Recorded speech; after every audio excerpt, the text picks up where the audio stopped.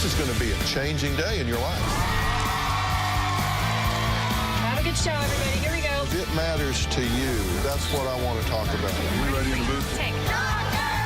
Let's do it. One of the things that lures people to Dr. Phil and his show is that he truly has some unique guests with a whole wealth of problems that range from addiction to violence to downright insanity. But even some viewers, and by extension Dr. Phil, are shocked by some of the guests in terms of their behavior, personality, and so on and so forth. So given that, allow us to show you the top 7 most shocking Dr. Phil guests. Be sure to like the video and subscribe to the channel. Just a reminder about our new giveaway. We're giving away the new iPad Pro or the new iMac Pro. The choice is yours. All you have to do is watch the full video, leave a like, comment the keyword hidden in the video, and make sure you're subscribed. It's that simple. Number 7. Aneska. There are some parents out there who will admit that they have an out-of-control child. Some would even use the term demon child. And one of those children is named Aneska. On the surface, Aneska looks like a very regular young girl, albeit with an odd expression or two, but she is much worse than she appears. She's a child who believes in the power of violence, so much so that her own name card has the subtitle, "Violence Works for Her." That just about says it all, don't you think? Aneska is known to have profound fits of rage and violence that result in her swearing and taking out her rage on various items and people. I'm having to keep an eye on Aneska all the time. She's uncontrollable, very volatile. Get away from me, you bitch! We have a knife block set that we've had to lock up because Aneska chased her 2 siblings around with a knife. One time when Aneska shared a room with her sister, we heard screams coming from the room. We went running in to find Aneska choking her. We were terrified. We didn't know what was going on and why she would be doing this to her younger sister. When we reprimanded her, she just laughed at us. While talking to Dr. Phil, she recounted how she killed a family pet in great detail. She also apparently hears voices that ask her to do more violence. Needless to say, her parents were scared and not sure what to do. There was a small silver lining in here that Aneska fully confessed that she did want help, but that doesn't take away the shock factor of all that she had done. Number 6. The woman with cancer. Now this is the story of a daughter that had to force her mother to come on, which already sets a tone, don't you think? Jessica is the daughter of Patricia and came onto the show as a desperate way to find out why her mother was lying to everyone in their lives about having cancer. My mother did a local news story telling everyone that she had stage 3 cancer, that she was going to die. She did not have cancer. She was setting up fake fundraisers for herself. And the worst part about that, yes, worse than lying about cancer for charity, is that she wasn't using any of the money to improve the lives of her children at all. Jessica also had a younger brother, and the home that he lived in with his mother was filthy and disgusting. Even their dog was suffering from an eye infection that was so bad his eyes were swollen shut. As if all of this wasn't bad enough, she was lying on television about all she had been through. While she did have brain surgery at one point, it wasn't for brain cancer as she stated, but rather to remove the part of her brain that apparently controlled things like guilt, empathy, and/or shame, which can explain a lot. Dr. Phil was left speechless, and we were as well after hearing all she did. Hopefully things are better with the family, but considering that this woman has a part of her brain gone that removes things like shame and guilt, we wouldn't bet on it. So I have a question. So I lied about all this and made all this up? It's kind of obvious. Number 5, the Plastic Woman. This next shocking tale is about the aptly named Plastic Woman. She found out that her husband of a long time once went into an adult-themed club, if you get my drift. Then he went back a few times after, which signaled to his wife that he wasn't satisfied with her. Despite the fact that this was 15 years ago, it became an obsession of hers, specifically over looks, so that she could be more like the women in those clubs so that she could be attractive in the eyes of her husband.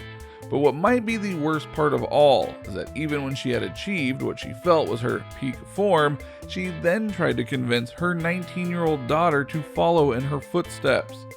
That's right, she wasn't just concerned about her own husband, she was concerned about her daughter's potential future husband, despite the fact that she was only 19. Not so ironically, it was the daughter that brought the mother to Dr. Phil to try and get better, a recurring theme as you can clearly see. And to all of you listening out there, do not follow this woman's example. Augmenting your body to look prettier only works in specific cases, and in many, many others, it is viewed as not enough and that they keep going until they are unrecognizable. Number 4. Liar, liar. A man named Chris found himself unable to tell the truth about anything, especially to his wife. And we're not just talking about small things, we are talking about everything. So it's no surprise that the wife brought him to Dr. Phil. Chris will lie about the most ridiculous things, from if he even brushed his teeth today and what he ate for lunch. And some of the lies are very serious. It was on the show that it was revealed just how bad his lying state was. He didn't tell his wife that he had been fired from his job until weeks after the fact. He was also known to lie to others to try and get certain things, like a $500,000 house. One of the bigger lies that Chris has told is a very elaborate story. He walked into a real estate office into this beautiful, luxurious community, told them that he was a pilot, and we were very interested in buying the Manchester model. Told them that we had already been approved for a loan. This was over a $500,000 house, and it was just a made-up story. It got to such a level that the wife was forced to leave him in a separation. Not that she could do much though, because he went to their accounts and drained them so that she and their 2 kids only had about $1 to live on. By his own admission, he believes he's told over 1,000 lies during their time together, which is insane in all the ways that matter. While Dr. Phil did work with him, it's not exactly something that can be cured overnight given how regularly this guy lied. Number 3, the father. For Pete and Pamela, they had lost their children in honestly the worst way, by suicide. This tragedy soon escalated into bitterness and then divorce. But what's worse, Pete blamed Pamela, and Pamela alone, for what had happened. On the show, both with Dr. Phil and the backstage interviews, he spewed vile hatred towards his former wife, even going so far as to say that the wife wanted their son gone. Do you, in your wildest dream or theory, believe that she would want your son to be dead? Yes. Absolutely. You sorry son of a Yeah. You are an absolute heartless narcissist. No. The irony here is that the wife honestly wanted to get back with Pete. He didn't care, and when their other son was brought onto the stage, Pete happily admitted that once he said their lost son was his favorite just so he could win an argument against him. You always said that she loved Peter more than me all the time. You know that she did. You and Peter both admitted that. The only more cold than that was his exit, where he proclaimed that he had love in his heart and she has hatred, and that's the end of it. And then he got up and walked off, with the whole crowd booing him as he did. That is not how you expect a guest to leave, and yet that's exactly what happened. Number 2, the love triangle. This one is rather complicated and crazy, so hold on for this ride, okay? Chris and Sandy were married for years and had a child together, but ended up getting divorced eventually. Which happens, and they admitted to Dr. Phil that the divorce was rather amicable, which is a key factor here, okay? After the divorce, Chris moved out and needed to find a roommate. Enter Eileen, who responded to the ad and ended up hooking up with Chris after they all lived together for a while. This is where it gets interesting, as Eileen basically started harassing Sandy. While both Chris and Sandy have stated that they're over one another and only interact because they share a child together, Eileen created numerous fake Facebook accounts to follow Sandy's every move, while constantly berating her with personal name calling and the like. Beyond that, she's even called Child Protective Services multiple times, making up false allegations in the hopes that Sandy would lose custody of the child that she shares with Chris, so that Chris would no longer have to talk to her. It turned out that Eileen had a history of this behavior, making it all the more shocking that she's not in a hospital right now, especially since we've all seen this in movies and it doesn't end well. Dr. Phil certainly had his hands full with this one, no doubt. You say you were engaged to Chris. He gave me this ring. We looked at wedding dresses. But what does he say? Did you ask her to marry you? Not that I can recall. Do you have trouble being unclear? I do sometimes. Number 1, the teacher and the student. You can guess where this one is going, right? High school teacher Tanya Ramirez was fully aware she'd get the axe in the event her inappropriate encounter with 17-year-old student Tristan was somehow broadcast. But she was surprised when the police came knocking.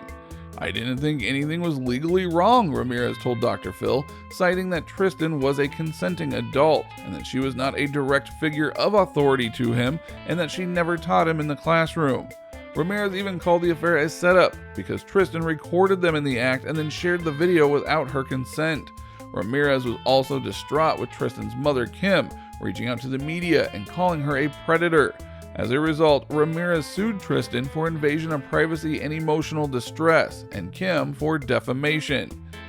Yes, she sued the underage student she was sleeping with because she thought he was doing something wrong by accusing her of exactly what she did. People, they're crazy at times. So what do you think? What do you think of these times when the guests of Dr. Phil were even more shocking than people realize? Do you remember watching these episodes that featured these people?